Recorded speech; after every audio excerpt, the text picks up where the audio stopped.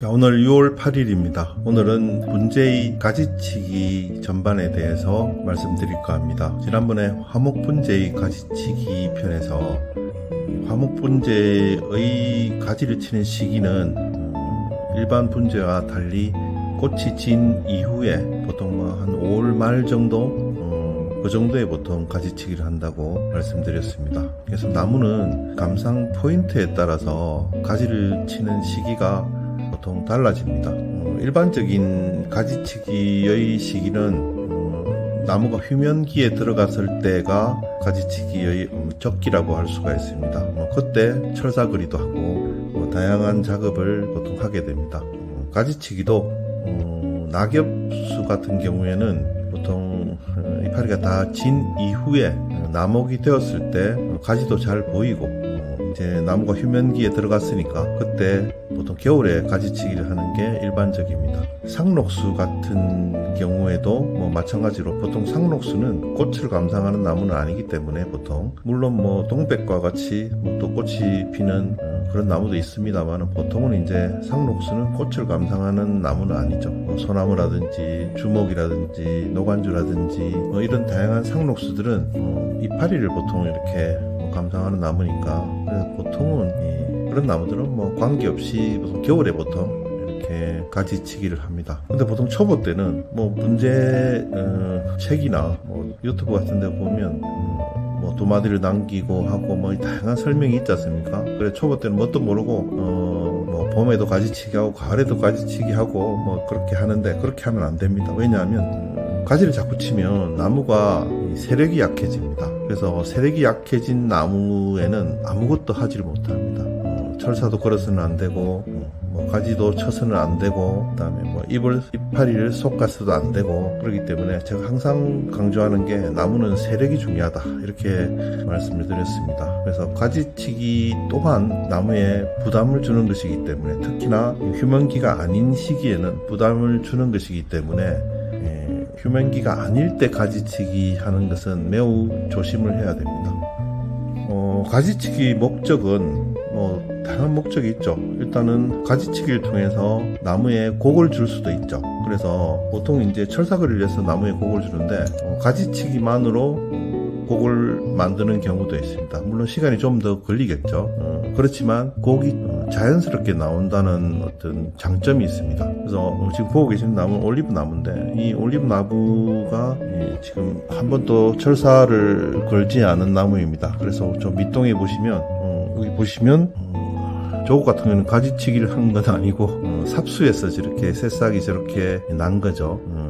그래서 보통 그 윗부분 맨 윗부분 쪽을 보시면 이제 가지치기를 해서 가지를 잘라서 이 각이 90도 가까운 각이 생겨 있는 걸 볼 수가 있죠. 저런 식으로 보통 이제 가지치기를 통해서 나무의 곡을 만들 수가 있습니다. 그래서 좀 나무 모양을 작은 모양으로 만들 수도 있고 좀 큼직한 모양으로 만들 수도 있습니다. 이것 같은 경우에는 아주 작은 모양은 아니고 곡의 마디마디가 조금 그렇게 한 10cm 정도 되지 않습니까? 그런 경우는 이제 보통 한 중품 정도의 곡이라고 할 수가 있습니다. 만약에 두 분째라면 아주 이거 곡을 갖다가 세밀하게 줘야겠죠.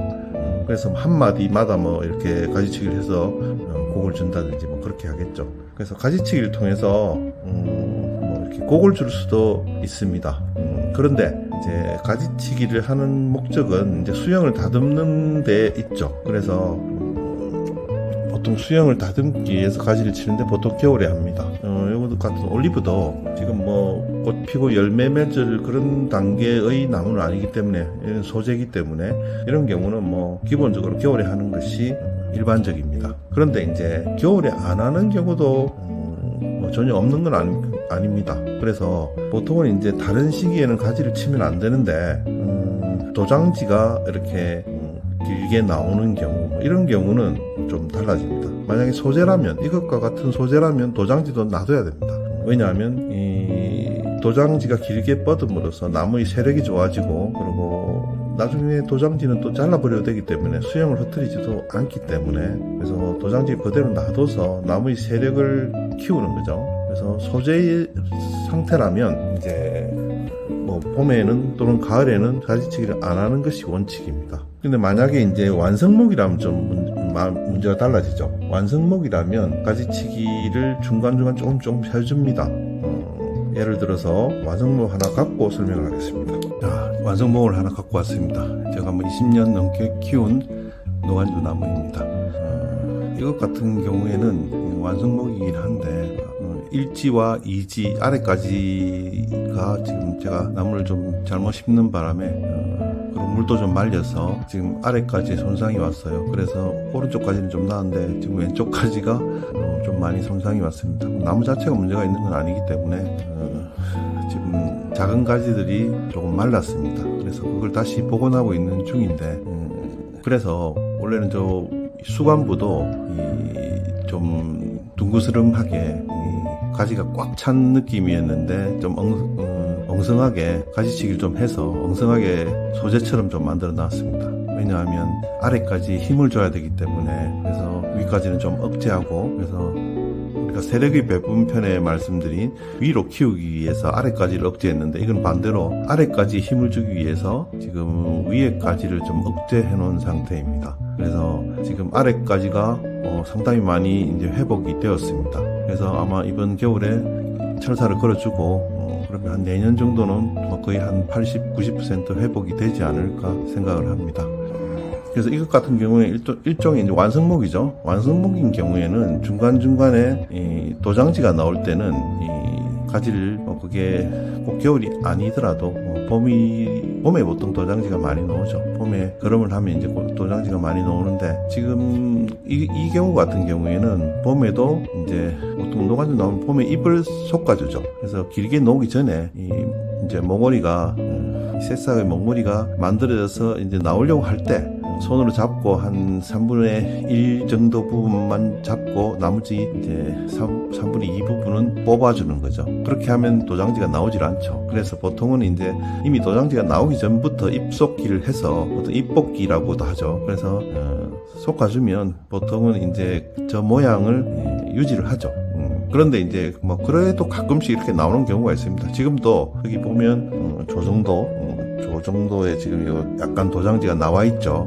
이제 약간 아래쪽으로 튀어나와 있죠. 저런 경우는 가위로 잘라줘야 됩니다. 그래서 뭐 놔둬도 되는데 보기 싫으니까 어차피 자를 가지니까 저거 하나 자랐다고 세력이 약화되는 것도 아니니까 저거는 뭐 중간중간 잘라주면 됩니다. 그래서 완성목이라면 봄에도 가지치기를 할 수가 있고 그 아래도 물론 할 수가 있습니다.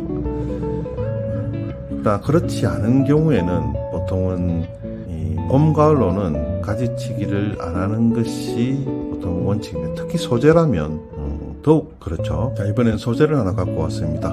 저번에 잠깐 보여드렸던 황피 느릅나무인데요. 이것 같은 경우에는 이제 완전 소재죠.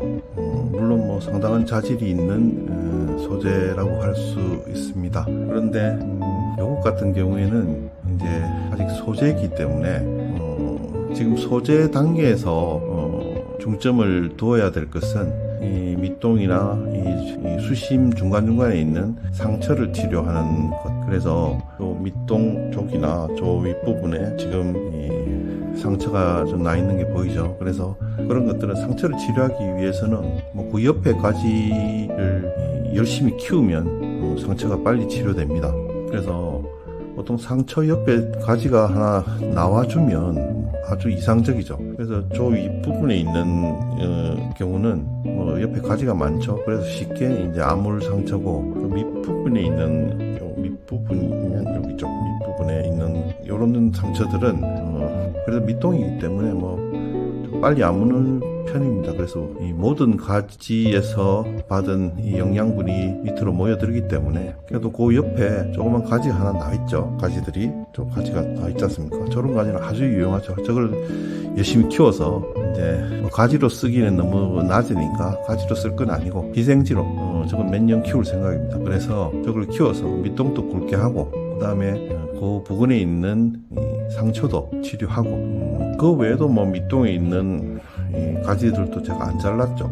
저기 보이고 있는 저런 가지들, 이런 가지도 안 잘랐죠. 그래서 이 소재 수준에서는 가급적 가지를 자르지 않고 키우는 것이 꼭 필요합니다. 왜냐하면 나무의 수세가 왕성하게 유지하기 위해서, 수세를 왕성하게 유지하기 위해서는 가장 좋은 방법은 가지치기를 안 하는 방법입니다. 그래서 2년 3년 이렇게 가지치기를 안 하고 키우는 것도 상당히 좋은 방법입니다. 그 다음에 이 나무 자체는 원래 이 모양은 아니겠죠. 그래서 나무 자체는 요 정도에서 이제 모양이 끊기겠죠. 그래서 중소품 정도의 모양인데, 저 윗부분은 좀 크게 지금 키우고 있는 이유는 저 수관부 가지가 지금 아랫부분에 비해서 약하죠.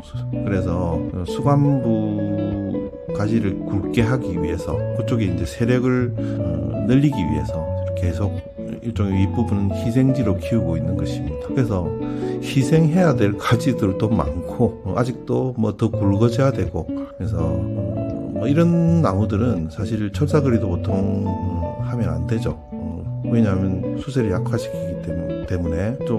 그런데 이제 앞으로 요긴하게 쓸 가지가 될 나무는 미리 철사거리를 해주는 것도 괜찮습니다. 그래서 좀 윗부분에 하나 철사거리를 지금 해놨습니다. 이 부분에 철사거리를 지금 해놨습니다. 그 외에는 제가 철사거리를 전혀 하지 않았습니다. 그래서 철사거리는 천천히 해도 되기 때문에. 근데 저 가지는 좀 굵어가지고 계속 놔두면 나중에는 철사로 교정이 안 되기 때문에 미리 철사거리를 하나 해놨습니다. 그 외에는 제가 여기 농장에서 제가 입수하기 전에 농장에서 한 철사거리 외에는 그건 다 제거돼 있죠. 그래서 그거 외에는 철사거리가 되어 있는 경우가 지금 하나도 없습니다. 그래서 이것 같은 경우에는 소재 수준이기 때문에 무럭무럭 자라도록 한 2, 3년, 길면 3, 4년 가지치기를 하지 않고 계속 나무를 굵게 만들 생각입니다. 그래서 소재 같은 경우에는 가지치기를 안 하는 것이 원칙입니다. 저 밑동에서 나는 가지들도 일종의 도장지로 키울 수 있죠. 그래서 더 길게 키워서 밑독을 굵게 만드는 데 쓸 희생지들입니다. 가지치기는 이것이 소재이냐 아니냐, 완성목이냐, 그 다음에 봄에 꽃이 피는 문제인지 아닌지, 물론 그게 소재라면 꽃을 볼 필요도 없죠. 그래서 꽃을 피우는 것도 굉장히 나무로서는 힘이 드는, 영양분이 많이 드는 작업이기 때문에 보통 소재들은 꽃대를 다 따줘버리기도 합니다. 그래서 더 나무를 키워야 되기 때문에, 그래서 꽃을 몇 년간 안 보고 계속 이제 키우기도 합니다. 근데 완성목인 경우에는 또는 꽃을 보고 싶으면 보통 봄에 꽃피는 나무들은 이제 봄에 꽃이 진 직후에 가지치기를 보통 하게 됩니다. 그래서 8월에 꽃눈이 달리면 봄에 꽃이 피고, 그래서 보통 장마 이후에 가지치기를 하면 꽃이 안 피게 되죠. 그래서 소재 같은 경우는 그런 거가 관련이 없으니까 자연스럽게 이제 놔도 되고 가지치기를 해도 되고 하지만 보통 안 하는 것이 원칙입니다. 그래서 초보 때는 책에 이렇게 여러 두 마디를 남기고 가지치기를 하고 저쪽 많이 나오지 않습니까? 특히나 봄에도 길게 뻗어나가면 두 마디를 남기고 가지를 쳐라, 그런 책에는 그렇게 나오지만 실제로 봄에 웬만큼 강한 순이 아니면 두 마디를 남기고 가지를 치면 가지가 하나밖에 안 나옵니다. 보통 양쪽으로 나와야 되는데. 그래서 그렇게 가지치기를 하는 것은 바람직한 방법이 아니라고 할 수가 있습니다. 그래서 초보 때 제일 실수하기 쉬운 게 보통 가지에 가위를 너무 자주 대는 거라고 할 수가 있습니다. 그래서 보통 좀 이렇게 보기가 싫더라도 봄, 가을로는 보통 이렇게 화목 분재가 아니라면 가지치기를 안 하는 것이 원칙입니다.